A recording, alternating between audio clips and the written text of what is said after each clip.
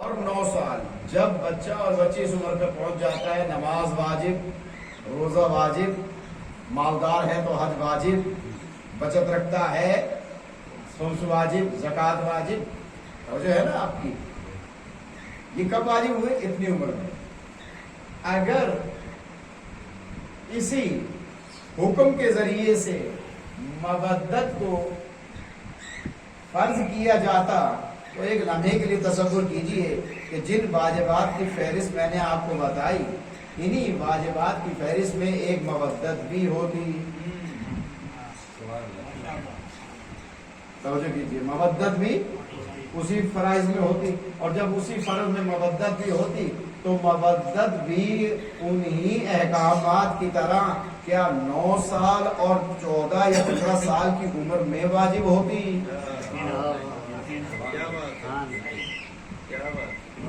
تو ظاہر ہے، تو سوال کا جواب تو یہی بنے گا کہ جب 9 سال اور 14 سال کی عمر میں نماز روزہ واجب ہے تو پھر مودت بھی اسی عمر میں واجب ہوگی۔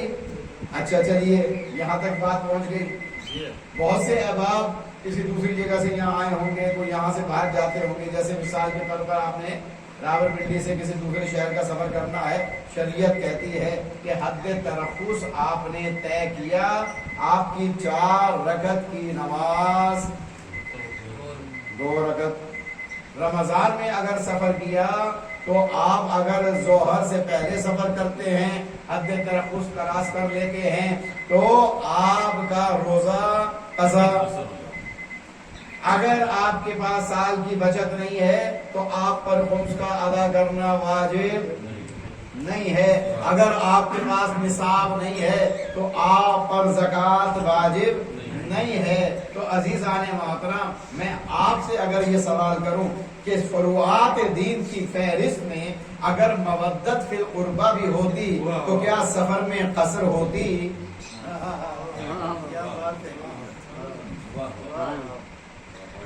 کیا سفر میں جس طرح نماز 4 کی 2 رکعت رہ گئی تو کیا مودت بھی قصر ہوتی؟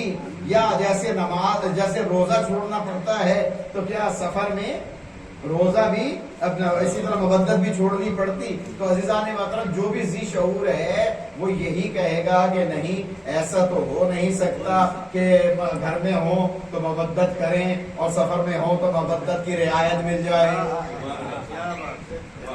توجہ کیجیے، تو پھر میرا یہی سوال ہے کہ پھر ہمیں یہ دیکھنا پڑے گا کہ جب ہم نماز پڑھتے ہیں، نماز کی ادائیگی ہم کرتے ہیں، اور جب ہم سفر میں ہوتے ہیں نماز ہماری قصر ہو جاتی ہے، روزہ ہمارا چھوٹ جاتا ہے، پیسے نہ ہو تو زکوٰۃ ادا نہیں ہوتی ہے، اور اگر کسی معصوم کا دور نہیں ہے اور ان کا حکم نہیں ہے تو جہاد ہم پر نہیں ہوتا ہے، حج اگر ہمارے پاس استطاعت نہیں ہے تو ادا نہیں ہوتا ہے، تو کیا ایسا ہے کہ ہمارے پاس استطاعت نہ ہو، ہم کہیں کہ مولا ہمارے پاس استطاعت نہیں ہے، ہم آپ کی مودت نہیں کر سکتے؟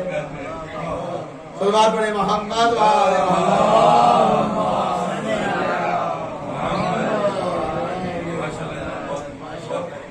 ہماری استطاعت نہیں ہے جناب علی، ہم آپ سے مودت نہیں کر سکتے۔ دیکھیے، اگر جو واجبات کی فہرست میں ہوا تو کبھی کبھی کیا ہوتا ہے، نماز قضا ہو جاتی ہے، آپ کو پھر بعد میں قضا کی نیت سے پڑھنی پڑتی ہے، روزہ چھوٹ جاتا ہے، بعد کے دنوں میں رکھنا پڑتا ہے۔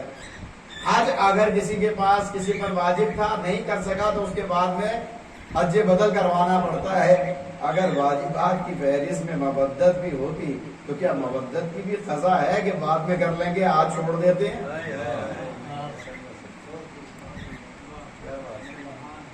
بولے کیجیے، اگر میری بات آپ تک پہنچ گئی، صلوات پڑھیں محمد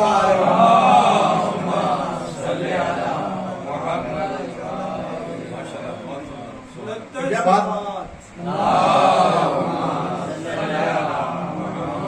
لہٰذا آج ہم مودت نہیں کرتے، پھر ہم کبھی کر لیں گے یا اس کے بعد میں قضا کر لیں گے۔ تو اب یہ جو میں نے چند باتیں یہ شکستہ سے الفاظ آپ تک پہنچائے ہیں، تو میری سمجھ میں تو یہ آتا ہے کہ یہ جو فروعات دین کے واجبات ہیں، ان کی فہرست میں تو مودت نہیں ہے،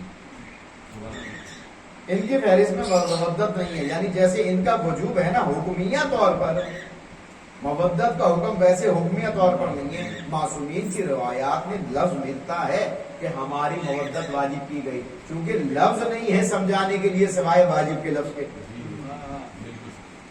इसलिए आसान तरीन लफ्जों में समझा जाता है ना मवद्दत वाजिब है। लेकिन ये न समझिए कि जैसे फुरुआते दीन वाजिब हैं,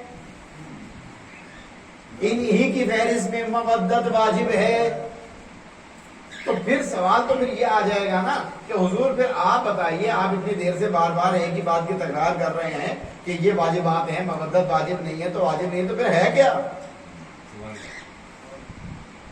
फिर क्या चीज है ये मवद्दत? तो अजीब लफ्ज नहीं है, ये उर्दू का लफ्ज है, हम उर्दू में बोलते हैं, अरबी में वाजिब, वाओ अलिफ जीम और बेवाजिब, नमाज वाजिब, रोजा वाजिब, हज वाजिब, ज़कात, ये जितनी भी इबादत सब वाजिब।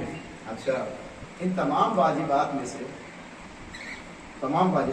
नमाज से लेकर के आगे तक कौन सा वाजिब ऐसा है जिसके जरिए ये तमाम वाजिबात कबूल हो? इन तमाम वाजिबात में नमाज समेत कौन सा वाजिब ऐसा है कि जिनकी वजह से ये सारे वाजिबात कबूल हो? तो हदीस मुझे मिली कि इन कोबिलत मासिवा व इन रुद्दत मासिवा, अगर नमाज कबूल है तो ये तमाम वाजिबात भी कबूल है। नमाज कबूल है तो रोजा भी कबूल, अगर नमाज कबूल है तो हज भी कबूल, अगर नमाज कबूल है तो खुम्स जिहाद भी कबूल, ज़कात भी कबूल। अच्छा, ये सारी चीजें तो कबूलियत, ये सारी चीजों की कबूलियत तो नमाज के ज़िम्मे। नमाज तू बता, तू कैसे कबूल होगा?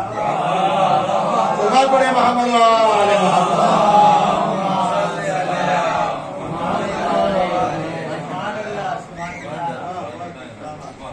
भाई सारी चीजें अस्सलात व इबादुद्दीन, इन कोबिलत मासिवा व इन रुद्दत मासिवा, ये सारी चीजें जो है, सारी इबादत जो है वो नमाज के जरिए कबूल होंगी। तो ए नमाज अब तू बता कि तू किस चीज के जरिए कबूल होगी? तो नमाज पुकार के जाएगी, मुझसे अगर दरूद निकाल दो तो मैं कबूल नहीं, और अगर दरूद पढ़ लिया तो मैं भी कबूल। मोहम्मद बुलंदर सलावत।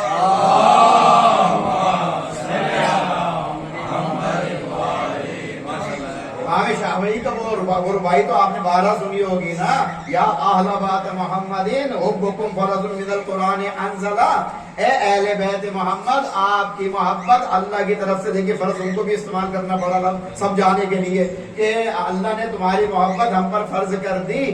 शाफी तो सिर्फ इतना जानता है, मन लम युसल्ली अलैहि ला सलात लहू, जो आप पर दरूद न पड़े उसकी नमाज कबूल नहीं होगी।